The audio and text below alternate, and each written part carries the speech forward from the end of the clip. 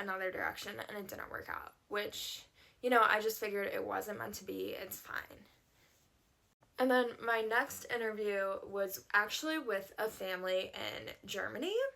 Now, there wasn't anything like really wrong with this family other than they lived on a farm, and they told me that during the summer when the windows are open, you can smell pigs.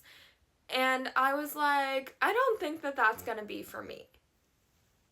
And then the next two interviews were with families in the Netherlands. Now, the first family I really, really liked. They were really nice. We were, you know, it seemed like we got along, and they wanted to schedule another call for me to meet the kids. However, I never heard back from them, and then I later found out that they had gone a different direction, which was fine. I was a little annoyed that they didn't, like, tell me that they didn't want me, but it was fine. And then the next family in the Netherlands that I interviewed with, I liked them reading the profile. However, I think when I actually sat down to do the interview, I think it was clear that, like, we did not have a connection. We did not, like, it was clear that it wouldn't work out, and I think they felt the same way. And so they let me know that, you know, they went with somebody else that they felt more of a connection with, and I was like, thank you so much for letting me know, because as I said, like, some families don't let you know, and it can be frustrating. And so going into Christmas, I didn't really have any other interviews.